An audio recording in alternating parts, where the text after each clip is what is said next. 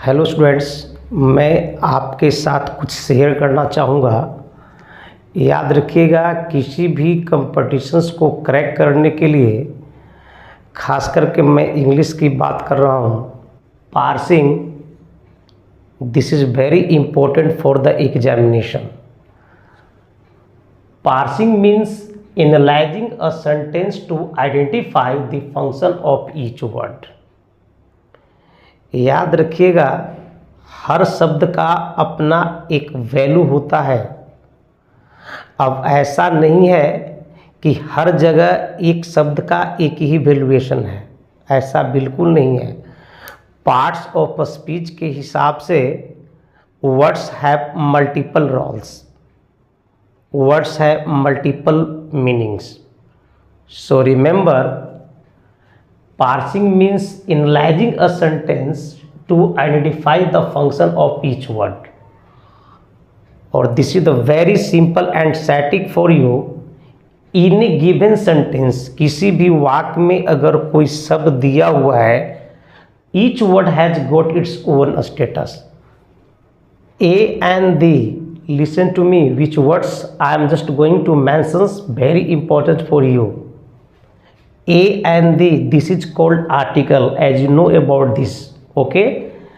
Article के बाद यदि एक वर्ड हो, याद रखिएगा, अगर किसी सेंटेंस में आर्टिकल है और आर्टिकल के बाद अगर एक वर्ड हो तो याद रखिएगा वह नाउन होता है। आर्टिकल के बाद यदि दो शब्द हो तो याद रखिएगा नाउन के पहले वाला वर्ड एडजेक्टिव, एडजेक्टिव के बाद नाउन, नाउन के पहले एडजेक्टिव, एडजेक्टिव के बाद नाउन, नाउन के पहले एडजेक्टिव। अगर किसी सेंटेंस में ये आर्टिकल है और आर्टिकल के बाद अगर दो वर्ड्स है तो लास्ट वाला वर्ड जो आपका नाउन होगा और नाउन के ठीक पहले वाला वर्ड आपका एडजेक्टिव होगा। आर्टिकल के बाद अगर तीन वर्ड्स हो, याद रखिएगा, सेंटेंस में यदि आपको आर्टिकल नज़र आ रहा है और आर्टिकल के बाद लगातार थ्री वर्ड्स है तो लास्ट वाला वर्ड नाउन, नाउन के पहले एडजेक्टिव और एडजेक्टिव के पहले एडवर्ब आएगा। कभी कभी आपको सेंटेंस में आर्टिकल नज़र नहीं आता है। यदि आर्टिकल नज़र नहीं आता है तो इसके जगह पर एक वर्ड है आपका प्रेपोजिशन। प्रेपोजिशन के बाद अगर एक वर्ड हो तो वह नाउन होगा। प्रेपोजिशंस के बाद अगर दो शब्द हो तो लास्ट वाला वर्ड नाउन होगा और नाउन के पहले आपका एडजेक्टिव होगा। प्रेपोजिशंस के बाद अगर तीन शब्द हो तो लास्ट वाला नाउन, नाउन के पहले एडजेक्टिव, एडजेक्टिव के पहले एडवर्ब और एडवर्ब के पहले सर आपका preposition. By the way, prepositions के बाद अगर चार वर्ड्स हो, एक दो तीन चार, तो हमेशा लास्ट वाला जो वर्ड होगा वह नाउन होगा। नाउन के पहले एडजेक्टिव, एडजेक्टिव के पहले एडवर्ब, एडवर्ब के पहले आर्टिकल और आर्टिकल के पहले preposition. Remember one thing, article के पहले वाला वर्ड्स प्रेपोजिशंस होता है। याद रखिएगा, अगर कोई ग्रुप में वर्ड्स है तो जहाँ पर अगर आपको आर्टिकल है तो आर्टिकल के पहले वाला वर्ड आपको प्रेपोजिशन दिखेगा। ओके? एक नाउन और एक नाउन, रिमेंबर, इस दोनों नाउन के बीच में अगर कहीं सेंटेंस में दो नाउन है और दो नाउन के बीच में, याद रखिएगा, ये प्रेपोजिशन एंट्री मारता है। I just want to repeat my sentence. अगर दो नाउन के बीच में कोई वर्ड अगर स्ट्रेंजर है, आपको ये पता नहीं चल रहा है कि दोनों वर्ड्स के बीच में ये कौन है, तो याद रखिएगा दो नाउन के बीच में प्रेपोजिशन होता है। राइट? अगर एक साइड प्रेपोजिशन है, दूसरी साइड प्रेपोजिशन है, याद रखिएगा दोनों तरफ हमारा प्रेपोजिशन है तो बीच में नाउन या प्रोनाउन आ सकता है। याद रखिएगा प्रेपोजिशंस के बाद नाउन या प्रोनाउन आपको लिखना है, क्योंकि प्रेपोजिशन के बाद ये ऑब्जेक्ट होते हैं। चाहे आप नाउन को रखें या प्रेपोजिशन को चाहे आप नाउन को रखें या प्रोनाउन को रखें, प्रेपोजिशंस के बाद या तो नाउन को रखिएगा या प्रोनाउन को रखिएगा, हमेशा ऑब्जेक्टिव केस में रखिएगा। याद रखिएगा जिस वर्ड्स को मैं मेंशन कर रहा हूँ वह हर कंपटीशंस के लिए बहुत ही इम्पोर्टेंट है। यदि आप किसी भी तरह का कंपटीशंस क्रैक करना चाहोगे, एसएससी हो, बैंकिंग हो, एनडीए हो, सीडीएस हो, व्हाटएवर, तो ये जो वर्ड आइडेंटिफाइंग्स है वो आपके लिए बहुत ही इम्पोर्टेंट है। पहले आपको वर्ड्स को पहचानना है, और यदि आप वर्ड्स को पहचान लेते हैं तो उसकी प्लेसमेंट को देखेंगे हम लोग। ओके,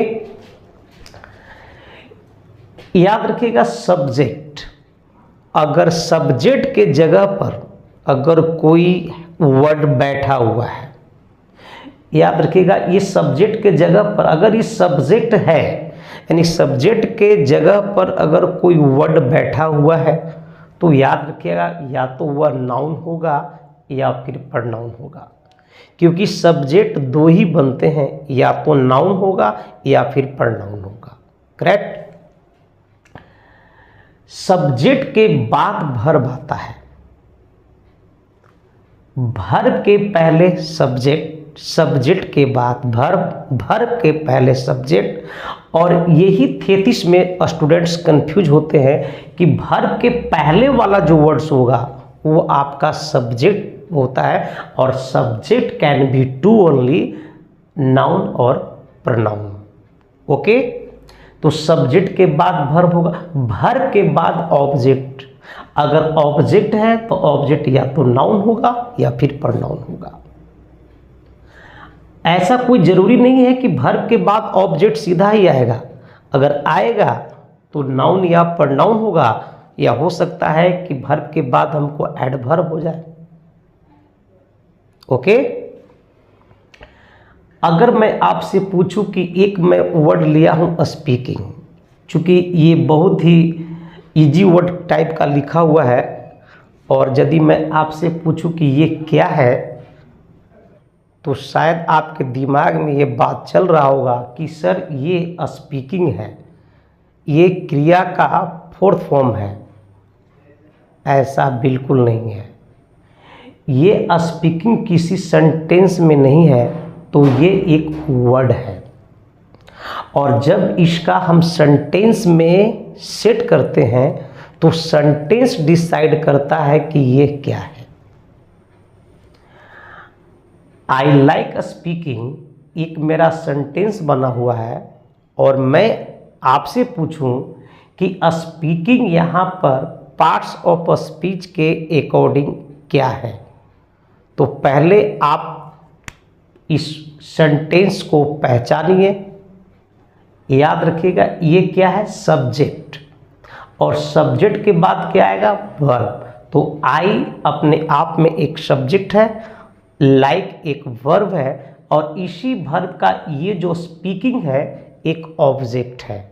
और यदि ये ऑब्जेक्ट के स्थान पर बैठा हुआ है तो जरा यहाँ दिमाग लगाइएगा कि यदि ये ऑब्जेक्ट है या तो फिर नाउन होगा या तो फिर प्रोनाउन होगा। तो याद रखिएगा ये आपका नाउन है। ये पार्ट्स ऑफ स्पीच के अकॉर्डिंग जिस सेंटेंस में ये बैठा हुआ है ये ऑब्जेक्ट के जगह पर बैठा हुआ है, और जो वर्ड अगर ऑब्जेक्ट के जगह पर बैठता है या तो वर्ड नाउन होता है या तो फिर प्रोनाउन होता है। राइट, तो यहां पर ये नाउन है। स्पीकिंग इज इजी, याद रखिएगा ये क्या है, एक वर्ब है, और वर्ब के ठीक पहले वाला जो वर्ड होगा, वर्ब के ठीक पहले वाला जो वर्ड होगा वह सब्जेक्ट होता है, और सब्जेक्ट या तो नाउन होगा या तो फिर प्रोनाउन होगा। तो ये हमारा सर वर्ब है और वर्ब के पहले एक हमारा एक सब्जेक्ट है। ये स्पीकिंग सब्जेक्ट के जगह पर बैठा हुआ है, और यदि सब्जेक्ट के जगह पर बैठा हुआ है तो या तो फिर ये नाउन है या तो फिर प्रोनाउन है। तो याद रखिएगा ये अपने आप में नाउन है, right. I have a speaking toy, याद रखिएगा स्पीकिंग यहां पर भी है, यहां पर ऑब्जेक्ट के स्थान पर बैठा हुआ था इसलिए नाउन है, यहां पर सब्जेक्ट के जगह पर बैठा हुआ इसलिए ये भी नाउन है। लेकिन यहां पर देखा जाए तो आई एक सब्जेक्ट है और हैव एक वर्ब है, और इसी वर्ब का ये ऑब्जेक्ट है ए स्पीकिंग टॉय। अगर आप वैसे समझना नहीं चाहते हो तो याद रखिएगा, इसको पहचान लो, ये आर्टिकल है और आर्टिकल के बाद दो वर्ड्स हैं, और दो वर्ड्स है तो यहाँ पर एक और एक दो, तो लास्ट वाला वर्ड क्या है? नाउन होगा, और नाउन के ठीक पहले वाला वर्ड क्या होगा? एडजेक्टिव होगा। तो याद रखिएगा ये अपने आप में सब एक एडजेक्टिव की तरह काम कर रहा है। तो इस स्पीकिंग को याद रखिएगा, पार्ट्स ऑफ स्पीच के हिसाब से अलग अलग रोल्स हैं, और रोल्स को डिसाइड करने वाला कौन है? तो सेंटेंस है। सेंटेंस ही डिसाइड करता है कि कौन सा वर्ड क्या कहलाएगा। अब यहाँ पर ये सब ऑब्जेक्ट के जगह बैठा हुआ इसलिए नाउन है, यहाँ पर सब्जेक्ट है इसलिए ये नाउन है, और यहाँ पर ये एडजेक्टिव के रूप में बैठा हुआ इसलिए ये एडजेक्टिव है, right. There is no one like, एक लाइक पर दिया जाए, देखो यहाँ पर लाइक क्या है? एक वर्ब है, और यहाँ पर देखिए there is no one like. अच्छा, स्पेलिंग में तो डिफरेंट नहीं है, लेकिन यहाँ पर इसका रखा हुआ है तो इस सब्जेक्ट के बाद है इसलिए सर ये वर्ब है। लेकिन यहाँ पर देखिए राम क्या है? एक नाउन है, और नो वन क्या है? एक प्रोनाउन है। अब नाउन या प्रोनाउन के बीच में जो वर्ड है लाइक, वो एक प्रेपोजिशन है। अब हर जगह लाइक का मतलब पसंद करना नहीं होगा, हर जगह लाइक वर्ब नहीं हो सकता है, इसलिए सेंटेंस डिसाइड करता है कि वर्ड्स को क्या नाम देना है। आई लाइक राम, बिल्कुल यहाँ वर्ब है, चूंकि ये सब्जेक्ट है, सब्जेक्ट के बाद लाइक हमारा एक वर्ब है। तो याद रखिएगा, पहले आप इस चीज को फोकस कीजिएगा, सिर्फ इसमें आपको वर्ड्स को पहचानना है, ओके। सीता, याद रखिएगा सीता एक सब्जेक्ट है, और यदि सब्जेक्ट है तो सब्जेक्ट कैन बी टू, या तो वह नाउन है या तो फिर वह प्रोनाउन है। तो याद रखिएगा सीता यहाँ पर सब्जेक्ट है और सीता यहाँ पर नाउन है। सब्जेक्ट है इसका मतलब वो नाउन है या फिर प्रोनाउन है, but that is the name, that's why we can say that is noun, okay. तो याद रखिएगा ये आपका नाउन है, मैं एन से इंडिकेट कर रहा हूँ, ओके। फाउंड एक वर्ब है, याद रखिएगा। याद रहे, स्ट्रेंजर वर्ड से आपको कंफ्यूज बिल्कुल ही नहीं करना है। आप किसी भी तरह का एग्जाम्स को क्रैक करने जा रहे हो, और चाहे आपके सामने सर जितने भी कॉम्प्लिकेटेड क्वेश्चंस होते हैं या मिलेंगे आपको, तो स्ट्रेंजर वर्ड से आपको कंफ्यूज नहीं करना है। चूँकि कितना भी अजनबी वर्ड हो, कितना भी स्ट्रेंजर वर्ड्स हो, उसका बैठने का स्थान से पता कर लेंगे कि वह वर्ड क्या है, ओके। याद रखिएगा ए आर्टिकल है तो किटन अपने आप में एक नाउन है, तो याद रखिएगा इसको आप डिटर्मिनेंट बोल सकते हो, ये नाउन हुआ, और नाउन के ठीक पहले सर ये आपका एडजेक्टिव हुआ सर, याद रखना, ओके। हीडिंग, अंडर, याद रखिए अंडर एक प्रेपोजिशन है और एक प्रेपोजिशन आपका यहाँ है, तो इस प्रेपोजिशन के नाउन तो रूम हो गया, लास्ट वाला वर्ड नाउन होगा तो नाउन हो गया सर। अच्छा, इस अंडर का तो चेयर हो गया, और चेयर नाउन है, और इसी नाउन के पहले ये आर्टिकल है, वो आर्टिकल के पहले एक प्रेपोजिशन है। याद रखिएगा ये जो हीडिंग जो वर्ड है ना, याद रखिएगा सर ये वर्ब मॉडिफायर है, याद रखिएगा इसको आप वर्ब मॉडिफायर कह सकते हैं, या इसको आप पार्टिसिपल कह सकते हैं, ओके। यदि आपसे पूछा जाए कि रिगार्डिंग इसमें क्या है, तो एक आपको लग रहा है कि ये वर्ब है इसमें आईएनजी लगाया हुआ, ऐसा बिल्कुल नहीं है। याद रखिएगा इसको जब पार्सी कीजिएगा तो देयर इज़ नो प्रॉब्लम। याद रखिएगा सबसे पहले याद रखिए प्रॉब्लम क्या है, एक नाउन है और एक मैटर हमारा नाउन है और इसी नाउन के पहले दिस हमारा एक डिटरमिनर है। तो याद रखिएगा इस नाउन और इस नाउन के बीच में जो रिगार्डिंग है, दो नाउन के बीच में आने वाला जो वर्ड होता है वो आपका प्रेपोजिशन होता है। तो याद रखिएगा ये रिगार्डिंग जो है वो एक प्रेपोजिशन है। ओके, और प्रेपोजिशंस के बाद लास्ट वाला वर्ड हमारा नाउन है और इसी नाउन के पहले हमारा जो दिस है एक डिटरमिनर है। Okay, there is no problem noun है, याद रखिएगा ये नाउन के ठीक पहले वाला जो नो है एक डिटरमिनर है। Rohit noticed a red ball rolling down the hill near his house. Rohit क्या है, सब्जेक्ट है तो ये नाउन है और नाउन के बाद ये नोटिस्ड ये एक वर्ब है जो कि V2 है, I mean past indefinite tense है। याद रखिएगा ए एक सर आर्टिकल है और याद रखिए बॉल जो है सर एक नाउन है और नाउन के ठीक पहले वाला जो रेड है वो एक एडजेक्टिव है। रोलिंग डाउन याद रखिएगा फिर से वही है, रोलिंग को आप पार्टिसिपल कह सकते हो या इसको वर्ब मॉडिफायर कह सकते हैं। दी आर्टिकल है, आर्टिकल के बाद याद रखिए नाउन यहाँ पर है, हिल ये नाउन है और हाउस एक नाउन है और ठीक नाउन के पहले इसको आप डिटरमिनर कह सकते हो या इसको पॉजेसिव एडजेक्टिव बोल सकते हो, कोई दिक्कत नहीं है। और एक नाउन के बीच में ये नियर जो है एक प्रेपोजिशन है। याद रखिएगा एक प्रेपोजिशन आपका इन है और एक प्रेपोजिशन यहाँ पे टू है, एक प्रेपोजिशन आपका ऑफ है। यदि प्रेपोजिशन निकल गया तो वर्ड्स को आप क्लैरिफाई कर लीजिए। याद रखिएगा इस प्रेपोजिशन का न्यूज़पेपर जो है वो अपने आप में क्या है सर, नाउन है।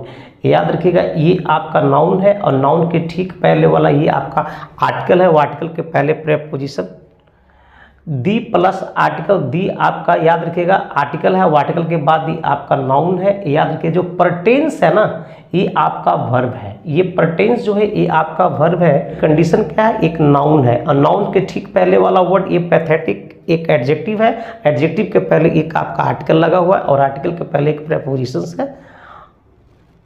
ऑफ के बाद लास्ट वाला वर्ड आपका पीपल एक नाउन हुआ और नाउन के ठीक पहले एल्डरली जो है अपने आप में एक एडजेक्टिव है। ओके, माई ब्रदर सा a very big snake behind the tree. याद रखिएगा बिहाइंड द ट्री ये आर्टिकल के पहले एक प्रेपोजिशन है, अगर प्रेपोजिशन है तो ये अपने आप में नाउन हुआ, नाउन के ठीक पहले ये आर्टिकल है।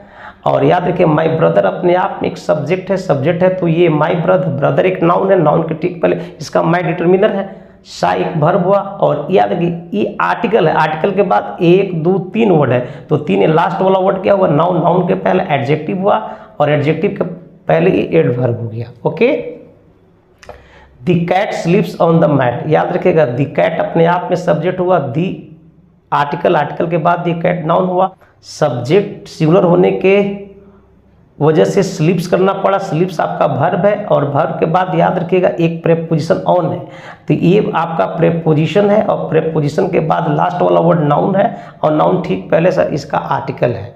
यदि वीडियो पसंद आता हो तो लाइक शेयर और सब्सक्राइब कीजिएगा। मिलते हैं अगले वीडियो में, तब तक के लिए धन्यवाद।